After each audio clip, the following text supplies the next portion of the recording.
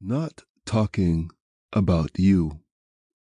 Written by Kevin Heronjones. Narrated by Kevin Heronjones. Chapter 1. It was Khalil's first day at his new school. He stood in the playground by himself watching other kids being dropped off by parents, then running mindlessly to meet groups of friends who were catching up after summer break. Others ran straight to the field to play soccer and football or to run around crazily before the bell rang.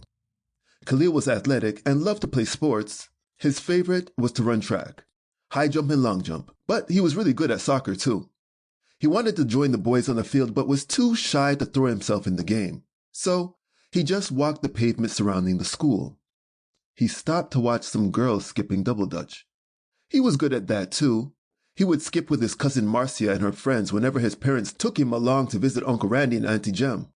He watched the girls' quick feet pitter-patter as they ducked into the revolving ropes in pairs. Khalil always imagined they were stepping into a time machine, and if they skipped fast enough, it would transport them into the past or even into outer space. He contemplated joining with the girls. That would be more fun than just standing on the pavement waiting for school to begin. A few steps over were kids playing handball. Now Khalil was the handball champion at his old school. His father had showed him ways to slap the ball backhand and forehand with speed and power. Once again, he was too timid to get in the game. A few yards away, he noticed the boys on the basketball court. It was just one basketball net with at least 10 to 12 boys playing. Khalil hadn't played much basketball, not organized anyway. He shot around at Bible camp but wasn't very good at it. So normally he played tetherball or would sit on the sidelines while his older cousins would look like professionals. They dribbled the ball like it was connected to the jelly sticky hand toy they'd give the kids after Sunday school. Anytime Khalil would try to bounce the ball, it would ricochet off his knees, then hit the wall. So he was happy to stay on the sidelines for basketball.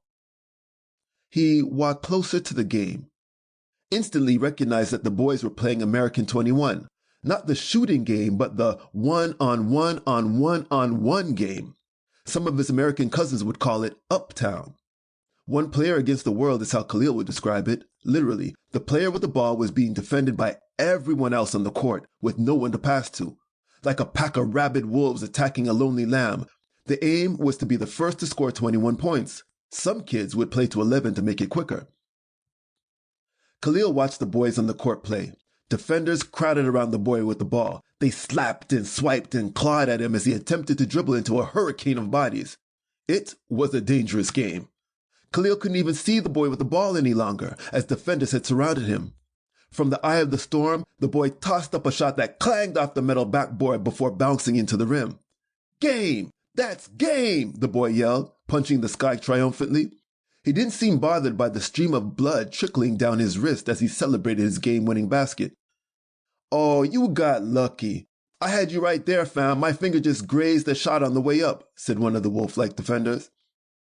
Examining the blood on his arm, the boy who made the shot said, "Looks like you grazed a lot more than just the ball. Look at this. You fouled me, guy." The boys all began to argue with each other when the school bell rang. Khalil shook his head as he headed toward the school side entrance. Those guys are crazy. Playing football seems less dangerous, Khalil thought, while joining the line of students forcing their way inside. Walking down the hallway, Khalil searched for his classroom. He was assigned to class 8-3.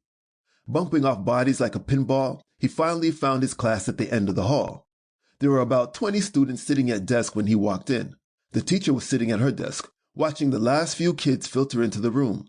There were a few empty desks in the front of the class and a couple near the back beside the window. Khalil went straight for the window seat. He liked looking out into the blue sky and watching airplanes as they passed. He thought that one day he'd like to become a pilot and fly people all over the world. The teacher rose to her feet and slowly approached the chalkboard, where her name was already written in big, bold block letters.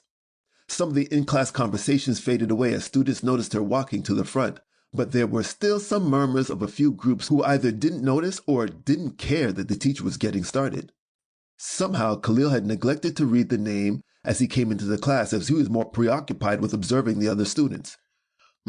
Miss Kirkland, he mouthed the name as she began to speak. Sample complete. Ready to continue?